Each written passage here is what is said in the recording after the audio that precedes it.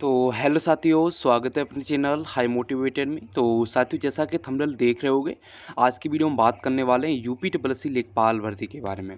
तो साथियों, इस वीडियो में बात करने वाले हैं क्योंकि बहुत सारे अभ्यर्थी कहीं ना कहीं जो कमेंट कर रहे थे कि सर लगभग कितने गुना अभ्यर्थियों को डीबी में बुलाया जाएगा, और जो बहुत सारे अभ्यर्थी ये भी कह रहे थे कि जो 8,085 पदों पर ये भर्ती होनी है, क्या अब उसमें जो पद बढ़ गए 11,000 पद हो गए हैं। ठीक है, तो इस पर भी हम चर्चा करने वाले हैं, और कहीं ना कहीं अभ्यर्थियों के मन में कट ऑफ को लेकर जो प्रश्न उठ रहे हैं उस पर भी हम बात करेंगे। तो वीडियो को पूरा देखना, और आखिर रिजल्ट कब तक देखने को मिल सकता है, ठीक है, तो इस पर भी हम बात करने वाले हैं। तो वीडियो को पूरा देखना। अगर चैनल को अभी तक सब्सक्राइब नहीं किया है तो चैनल को जरूर सब्सक्राइब करना।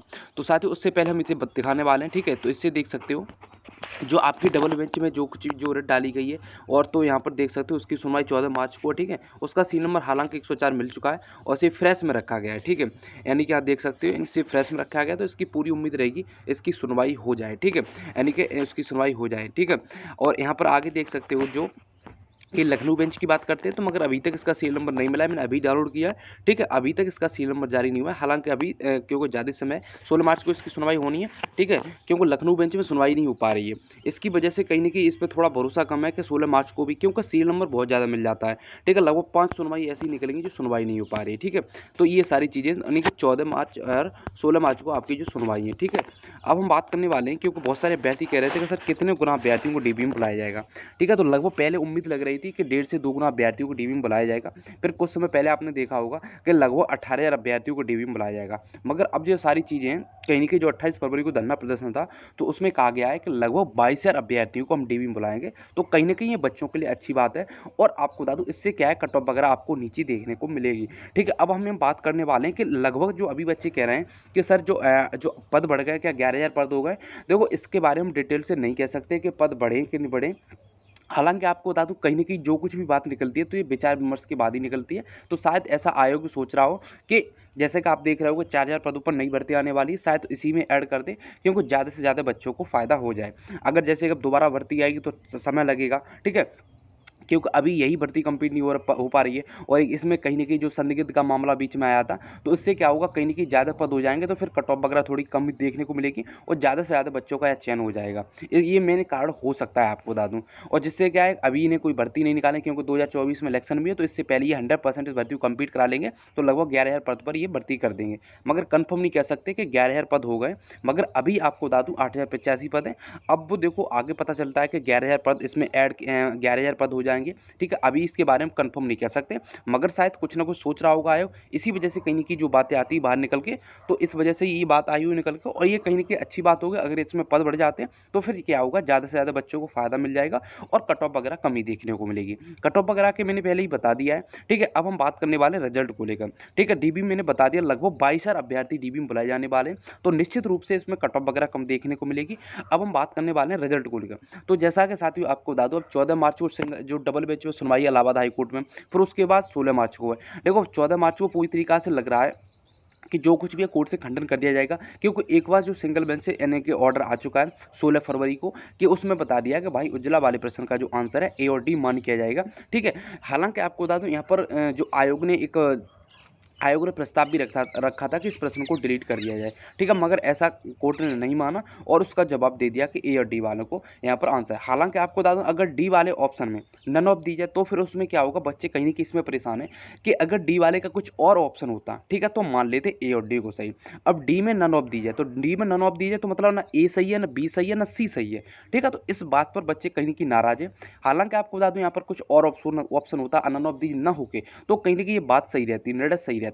मगर नन ऑफ दीज का मतलब होता है इनमें से कोई नहीं, ना तो ए को मान किया जाए, ना बी को, ना सी को। तो इस वजह से कहीं ना कहीं बच्चे नाराज हो गए, तो वो डबल बेंच में चले गए, तो उसकी सुनवाई भी लग गई है। अब उसकी सुनवाई, मगर आपको बता दूं यहाँ बच्चों का कहना ये है, या तो इसमें फुल मार्क्स दिया जाए या फिर डिलीट कर दिया जाए। अब 14 तारीख को उसकी सुनवाई होगी, तभी पता चल पाएगा, या उसे आगे बढ़ाया जाएगा कि उसी दिन उसको रिजेक्ट कर दिया जाएगा रिट को। ठीक है, क्योंकि एक बार कोर्ट ने निर्णय सुना दिया है, तो ज़्यादा मुझे दम नहीं लग रही है कि आगे ये सारी चीज़ें बढ़ेगी। अगर 14 तारीख को सुनवाई हो जाती है, अगर डेट नहीं मिलती है, तो पूरी तरीके से लगता है कि उस दिन खंडन कर दिया जाएगा। ठीक है, अब 16 मार्च की हम बात करते हैं। तो 16 मार्च को 9 जनवरी को इसका लास्ट डिसीजन देखने को मिला था। वहाँ पर 2 प्रश्नों को डिसमिस किया था। ठीक है, जो मैं पहले भी बता चुका हूँ, एक जो उत्तर प्रदेश शेयर बाउंड्री वाला। ठीक है, अभी देखो 7 प्रश्न को चैलेंज किया गया था, जो बुकलेट सी थी उसमें दिखाया था। ठीक है, जो सही नंबर दिखाए थे। ठीक है, फिर उन्हें हटा दिया गया था, तो सिर्फ 7 प्रश्न बचे थे।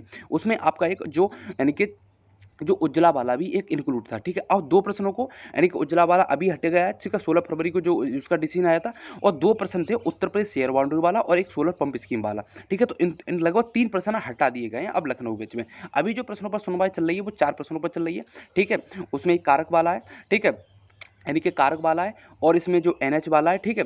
तो लगभग 4 प्रश्न यहाँ पर बचे हुए हैं, ठीक है। 2 यानी कि जो एक अनेकार दिए, ठीक है, 4 प्रश्न यहाँ पर अभी भी बचे हुए हैं जिस पर अभी सुनवाई चल रही है, ठीक है। तो इससे क्या होगा, क्योंकि अभी तक रिजल्ट बना नहीं है, रिजल्ट के बारे में बात करने वाले हैं, अभी तक रिजल्ट बना नहीं है। और आपको बता दूँ, रिजल्ट जब तक नहीं बनेगा जब तक इन याचिकाओं का निस्तार देखने को नहीं मिल जाता है, क्योंकि जो सचिव जी ने कहा था कि जब तक याचिकाओं का निस्तार नहीं हो जाएगा तब तक हम रिजल्ट दे नहीं सकते, और ये बात सही भी है। क्योंकि अगर यहाँ पर कोर्ट का कुछ भी ऑर्डर अगर थोड़ा बहुत चेंज होता है, किसी चाहे एनएच वाले में बात करते हैं चाहे कारक वाले में बात करते हैं, अगर यहाँ पर थोड़ा डिसीजन चेंज होता है तो फिर यहाँ दिक्कत हो जाएगी, ठीक है। तो इस वजह से कहीं ना कहीं रिजल्ट बना नहीं है। और आपको बता दूं, अगर यहाँ याचिकाओं को निस्तारण हो जाता है 14 तारीख को 16 तारीख को, अगर मुझे लगता है पूरी उम्मीद रहेगी कि जो लखनऊ बेंच की सुनवाई है 16 तारीख को होगी, क्योंकि काफ़ी 5 सुनवाई हो चुकी हैं, सुनवाई नहीं हो पा रही है। तो पूरी उम्मीद रहेगी 16 मार्च को सुनवाई होगी, और लगता है कि 16 मार्च को कुछ ना कुछ डिसीजन देखने को मिल जाए, जिस प्रकार से इलाहाबाद हाई कोर्ट ने अपना डिसीजन दिखाया था, ठीक है। तो ये पूरी उम्मीद रहेगी। और जो रिजल्ट के बारे में बात करते हैं, देखो अगर ये याचिकाओं का निस्तारण अगर मार्च के महीने में हो जाता है तो फिर रिजल्ट आपको, ठीक है, अगर इन याचिकाओं का निस्तारण मार्च के महीने में हो जाता है तो फिर रिजल्ट आपको पूरी उम्मीद रहेगी अप्रैल में देखने को मिल जाएगा। अब भर्ती की नहीं कह सकती ये 2023 में, ठीक है, यानी कि जून जुलाई तक कंप्लीट कर पाएंगे नहीं कर पाएंगे, मुझे नहीं लगता है इस साल पूरी खींचने वाले हैं। मगर रिजल्ट हालांकि ये डिक्लेयर कर सकते हैं, क्योंकि उसके बाद डीबी होगी, मेरिट लगेगी, ठीक है, उसके बाद जॉइनिंग होगी। तो आप देख रहे होगे एएनएम की भर्ती में क्या हो रहा है, सिर्फ जॉइनिंग की वजह से कहीं की भर्ती काफ़ी समय से फंसी हुई है, ठीक है, लगभग 3 से 4 महीने हुए, तो इसी की वजह से कहीं की भर्ती फंसी हुई है। तो हालांकि ये समय पूरा ले सकते हैं, मुझे लगता है 2023।